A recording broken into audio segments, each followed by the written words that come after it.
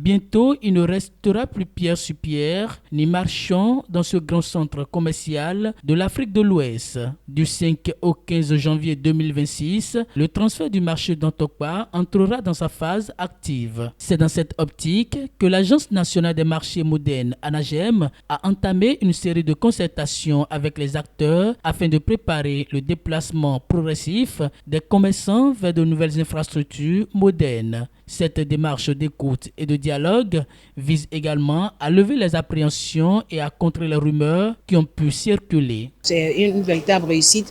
On ne s'attendait même pas à cette adhésion-là de la part des acteurs. C'est vrai que nous avons déjà effectué des visites avec certains ailleurs, mais hier au pôle commercial général Mathieu Crécou, ce fut la première fois où les acteurs des différents secteurs dont nous venons de parler ont foulé pour la première fois, donc hier, le sol du pôle commercial GMK.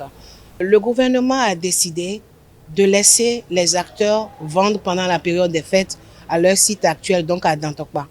Au lendemain des fêtes, donc à partir du 5 janvier, nous allons commencer le déménagement réel du marché de Dantokpa, et ce sur 10 jours. Donc jusqu'au 15, nous allons déménager le marché de Dantokpa, tout secteur d'activité confondu, alimentaire comme non alimentaire. Et donc ce sont ces informations-là que nous avons souhaité porter directement à l'attention de ces acteurs-là en les invitant comme on dit, à la table d'information et peut-être de négociation. Parce qu'il y a des sujets qui demeurent des sujets sensibles sur lesquels nous les écoutons et nous essayons de lever les points d'ombre. Le marché de gros s'étend sur une superficie de 168 hectares. Le site dispose de 8 entrepôts, dont 6 pour les produits secs et 2 pour les produits frigorifiques. Le marché de gros est le marché qui va accueillir les marchands qui opèrent donc dans le gros, ce qu'on appelle véritablement des grossistes et qui alimentent les marchés secondaires, donc les marchés primaires, les marchés de détail comme on les appelle. Donc on fait le même exercice, on les a invités par secteur d'activité. Vous avez les céréaliers, vous avez les gens qui sont dans l'oignon, qui sont dans les tubercules, le haricot, le maïs et tout. On les a invités pour leur porter la même information. Et les entrepôts secs sont construits sur une superficie de 1 hectare chacun. Et nous en avons 6. Les entrepôts frigorifiques également sont sur 1 hectare chacun et nous en avons 2. Donc au total, frigorifiques et secs compris, nous avons 8 entrepôts.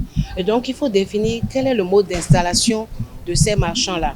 Comment est-ce qu'on attribue les places? Est-ce que c'est un marquage au sol? Est-ce que c'est une délimitation avec des cloisons? De tout ça, nous avons besoin. C'est eux les acteurs principaux, donc on les a invités pour venir nous dire quel est leur souhait pour qu'on n'investisse pas encore davantage sur des choses qui ne vont pas leur convenir.